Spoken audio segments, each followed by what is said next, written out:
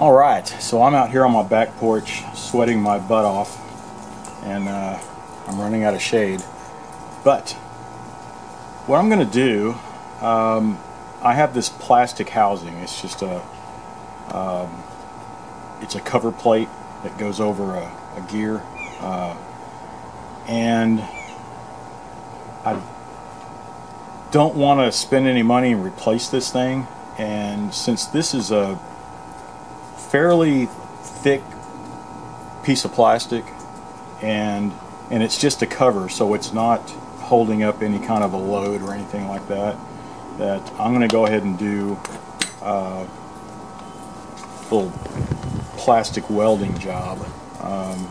I've heard it called a number of things. I just say plastic welding. I hear it plastic stitching, heat stitching, whatever you want to call it, but I think this is a good candidate for it.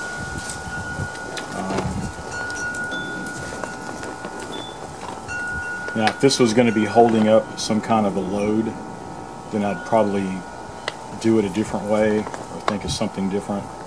But it's just a cover plate, right? So I'm trying to, because it's all bent and warped, but I think it'll still work.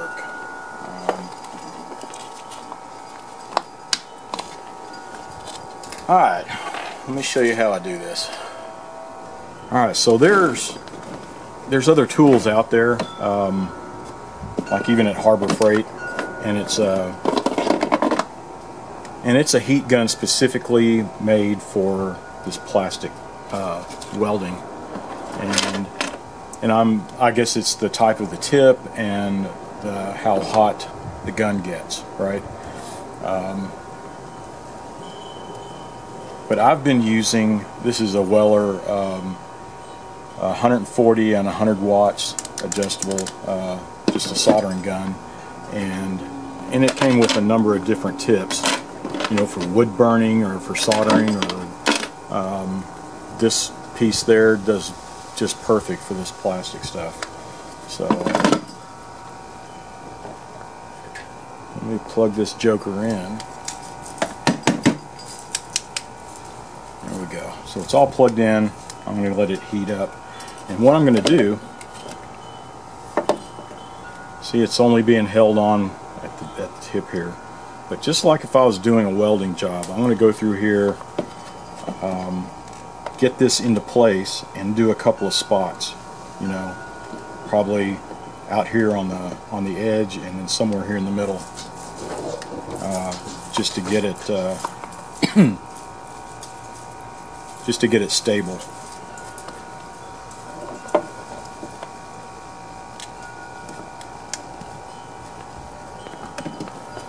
So, can you see what I'm doing? Let me see if I can zoom in a little bit.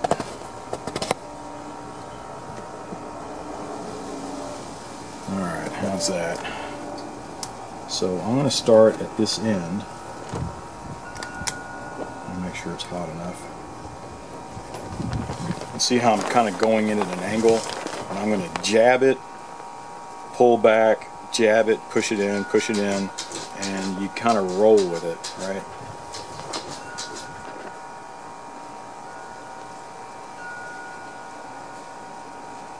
And jab it, roll it in, and just keep pushing.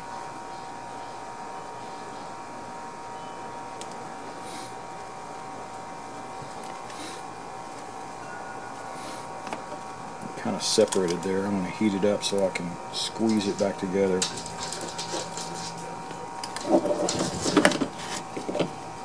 And I'm going to do one around here in the middle. Let me see it. But you see how I'm pushing it back.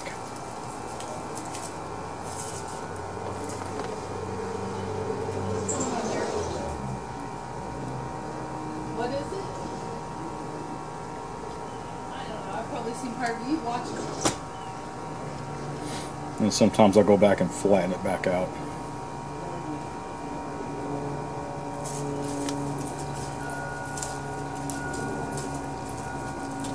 But this is pretty thick plastic, so I can really push it down in there and push it on back on itself.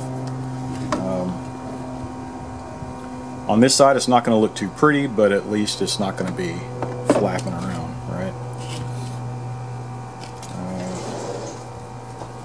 Yeah, so I'm going to go through the rest of it. I'm going to start here and start working my way that way. Just follow that seam all the way through. This one didn't turn out as tight as I would like, so I could probably, when I get to this point, I'm probably going to heat it back up so that it's molten again and squeeze it together.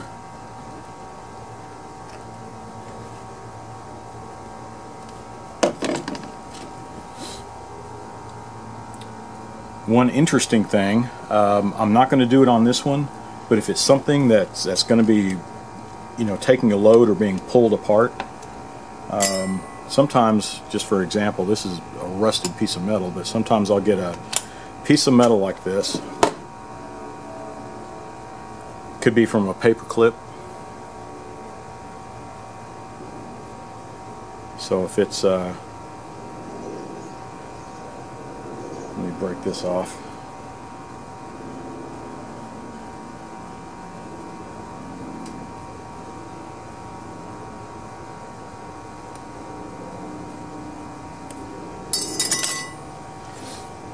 Do kind of an S or some kind of, you know, like with a paper clip, the way it goes zigzags back and forth like this. So say if this part was taking a load where it's being pulled apart, you can lay this piece of metal in here with the loops like that, and even get, do I have a piece over here? No. If you have a zip tie, or even when you trim the zip ties off, I usually keep those little spare, those trash ends, just for this purpose, you know, so I can go in there and I lay the zip tie on it and then melt it down onto the plastic. So now you've got something that's holding it in, keeping it from being pulled apart. Does that make sense? This one I'm not going to do it. No need, it's just going to be sitting there. So let me heat this sucker back up.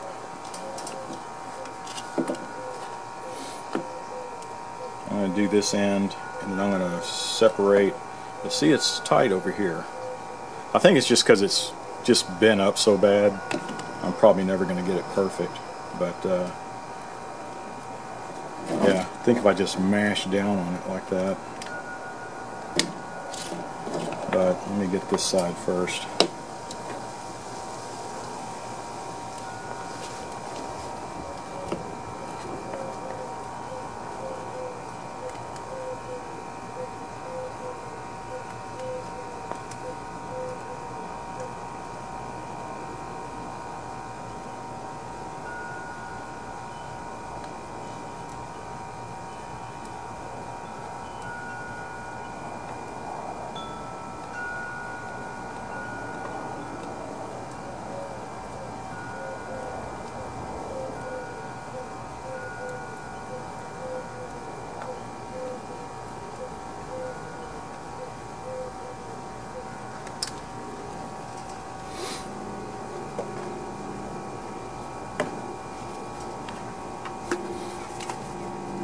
See, it's holding together. It's not pretty on this side, like I said, but in this case I don't care. Looks like a crack is trying to form here. I'm just going to do a quick one.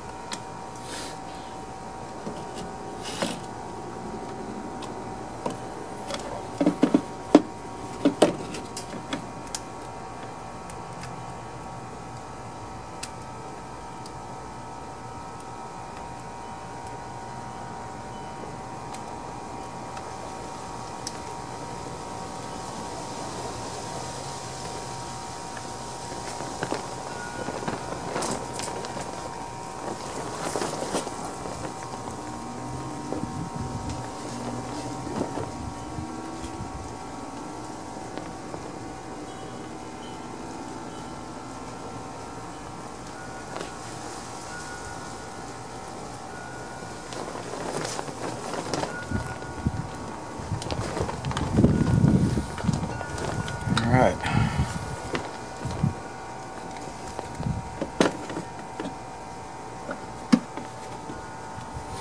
I'll let it cool off a minute. Let's see, this is the side. Need to redo this one. I always flex it around to make sure that it's going to hold. And let it heat up. And this one I can jab really deep with it. Like I said, it's pretty thick plastic.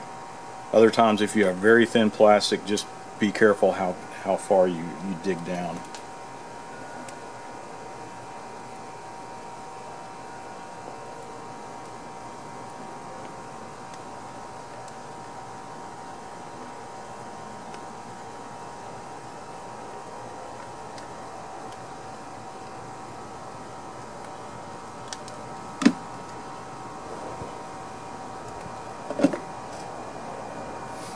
I probably could have gone deeper, if you ask me. But if you have something that just has a clean crack across it, a lot of times I'll super glue it first to get it into the position I want and get a good clean seam, and then go back underneath and do the welding. But yep, that's it. It's holding together. Well, that's it. So if you ever have something like this that you want to repair, you don't want to, go out and buy another piece. It's just kind of simple to plastic weld it. It takes a little practice. Just all depends on how thick the plastic is you're working with, and sometimes it's not as cosmetic as you'd like. In this piece, it was all twisted and scarred, so I didn't really care. But there are ways, if you take practice, to if it's a nice split seam, to get a good tight cosmetic look to it. But that's it. So give it a shot sometime. It's actually pretty easy to do. So thanks for watching.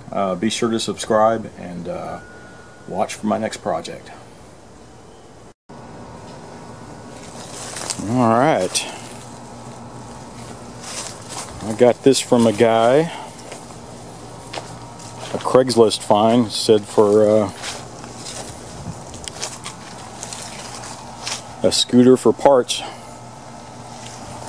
It looks like, see, there's the cover.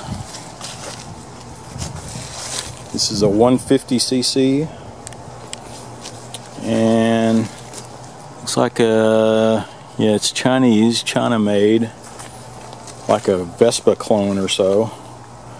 But looking at it, the only thing that's missing is the plastic back here in the seat, and then the plastic up the front, including these must be for the turn signals. But for the most part, everything's there. The question is, what am I going to do with it?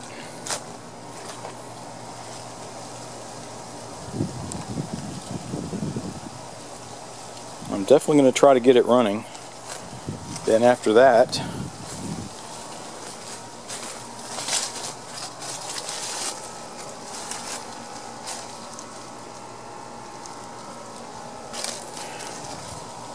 yeah, everything else is actually, I just have to clean it up. All the gauges are there. Looks like 2,051 miles.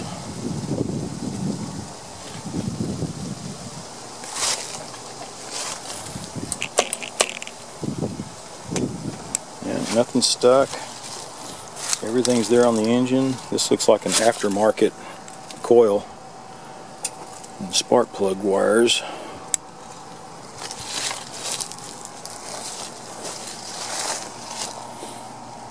But yeah, so this will be fun.